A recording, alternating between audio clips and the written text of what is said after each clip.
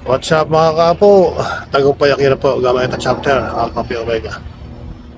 At ngayon po, ang gagawin po natin ay mag-change oil po tayo ng aking Chevy Traverse. At ilang buwan na rin po ang nakararaan ay kailangan na pong mag-change oil dito po sa aking Chevy Traverse. Dito po tayo sa aking driveway at oras na po para i-change oil ang aking sasakyan. Inihanda ko na rin po yung mga gagamitin sa ating change oil. Ito po. Ayan po ang ating gagamitin. Nakahanda na po itong ating jack, ang oil pan at mga tools na gagamitin. Yun na rin po yung funnel at Mobil 1 530 ang ating pong gagamitin. Pati na rin po yung oil filter. Dagdagan ko na rin po yung ating windshield bag remover. Ren X po ang gagamitin natin. Nalagyan ko na rin po yan dati. Magre-refill lang po tayo dahil may nabawas pa ng konti. Yun naman pong plastic na yun, yun po ang ating lalagyan ng mga waste na ating gagamitin. Kaya umpisa ko na po. Okay, time for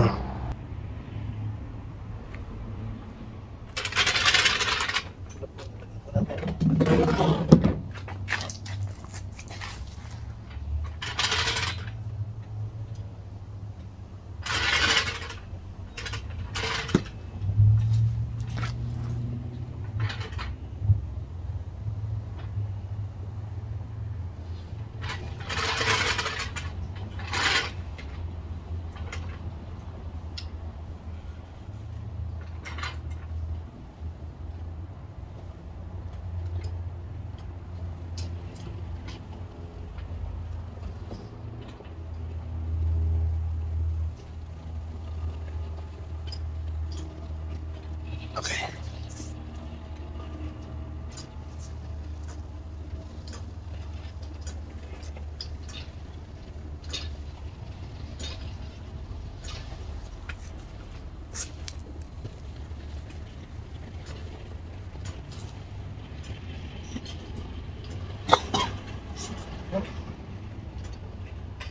Dilip lang po natin ang ating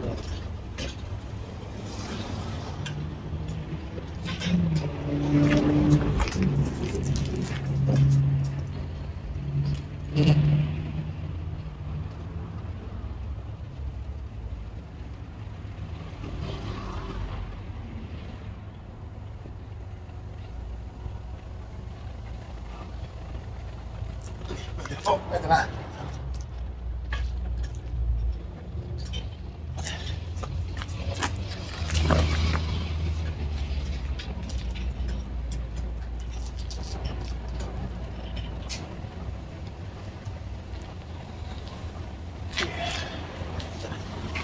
Dali na po. Okay, ito po at naluwagan ko na po yung tornilyo. Ngayon ay patutuloy na po natin yung oil. Ito po.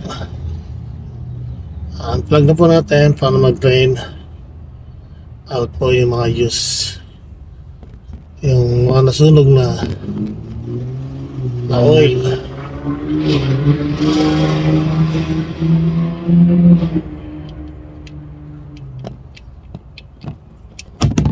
Yan po, tumulo na.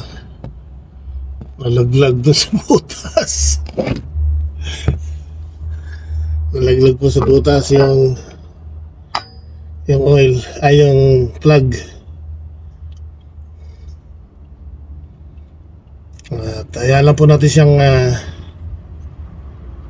tumulo. Oo, yun, nag-block. Sandali po. Nagdara.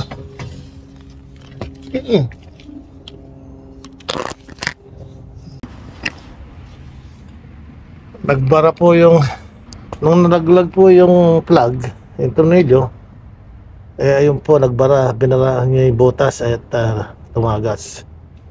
Kaya lilinisin pa po natin yan ng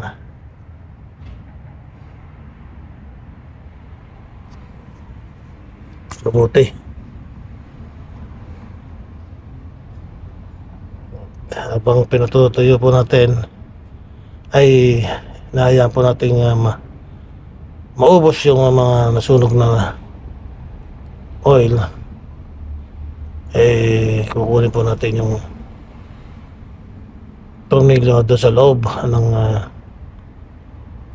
galon. Yan po ang nangyari kanina. Nahulog po yung yung tornilyo at nabarahan yung butas ng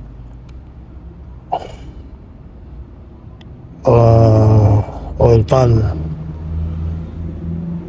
Kaya ayun, napuno, umapaw. Okay, 10-4. Ayan ko lang po muna matuyo ay maubos yung langis. Okay, update ko po kayo. Lilinisin ko pa po yung aking mga kalat. Ayun po yung nangyari. Kumalat yung langis. Yun po ang kailangan doon sa hindi professional na gumagawa. Kaya ko naman. Yun nga lang, merong hindi maganda mangyayari. Dahil katulad ito, nalaglag yung tornilyo. Kung hindi nalaglag yung tornilyo at nabarahan yung butas, okay lang. Kaya ito yung mangyayari ngayon. Lilinisin ko yan. Mangyayari ng aking trabaho dito.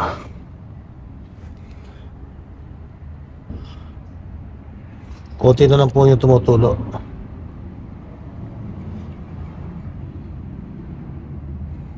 Okay, update ko po kayo mamaya. 10-4. Gagamitan po natin siya nito na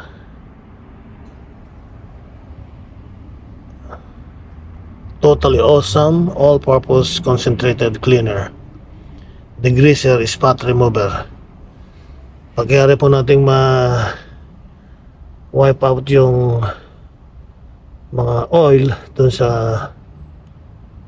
pavement, sa cement, gagamitan po natin siya ng degreaser. Ito po ang gagamitin natin. Pagkayari po natin matanggal lahat yung mga oil dun sa semento. At tama-tama,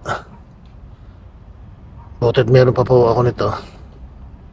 At ito naman po ang Rain-X. I-refill natin yung sa windshield natin, windshield washer fluid. Meron pa po ako natin ayun pa po isa. Tapos ito rin yung isa.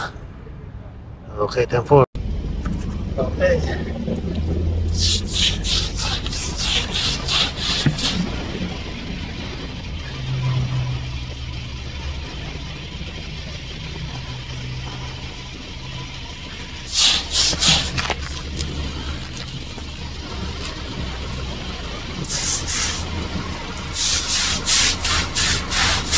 Ito na po, naliwas ko.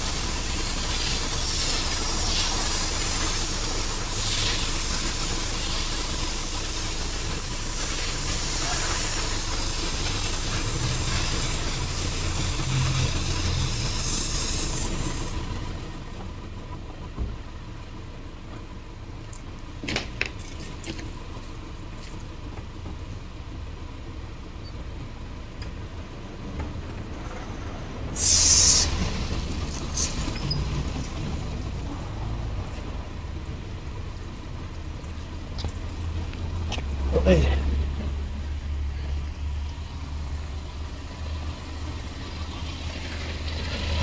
Okay, tapos na po. At maganda. Ibig sabihin hindi pa ako professional para gumawa ng pag-change oil, pero kaya ko. Kaya ko po naman. Okay, tampo. Kung alam kong hindi niyo po nagustuhan ang aking ginawa, pero ganun pa man ay please subscribe and click notification bell para updated kayo sa mga susunod ko pang mga video na talpak, pero nagagawa ko naman. Okay, tempo.